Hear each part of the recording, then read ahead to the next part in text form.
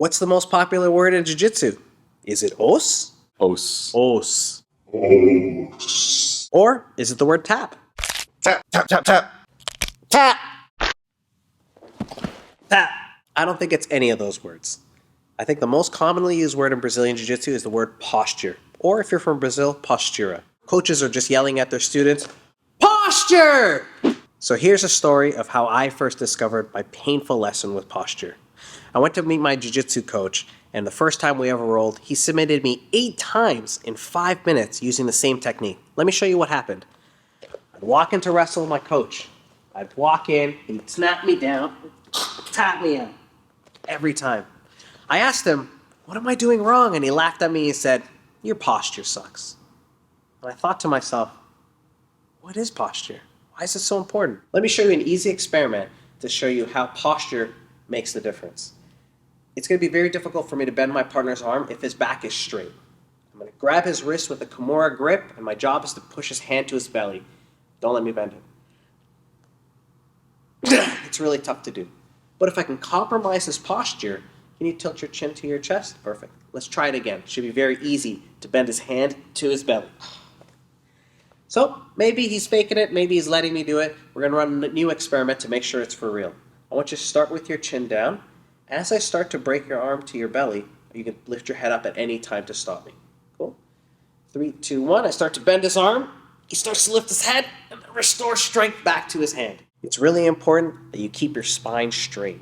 The importance of this is your ability to send an impulse from your brain all the way through your body. You could think of the spine another way as a hose. If I've got a straight hose, it's very easy for power to flow. If I want to kink the hose, all I have to do is make a little adjustment to stop the flow. When I want to straighten out the power again, all I got to do is open the hose again. So if his back is straight, the impulse from his brain goes really strong and really fast. The second I kink his neck, the message gets interfered and it goes a little bit slower down the body. It's also important that we talk about refractory period, the ability to send the message again. If his head is straight, it can send the impulse really quickly. But if his spine is kinked, the message takes a little bit longer to reset and send again. So keep your neck straight, keep your back straight, and you're going to have strong posture. Another easy way to assess actual strength is grip strength. So if my partner's back is straight and he gives this machine a little squeeze, he gets a good score. So let's compromise my partner's spine, give him some garbage posture, and let's squeeze again. Let's see what happens. So knowing the importance of posture, let me show you how to make people really weak.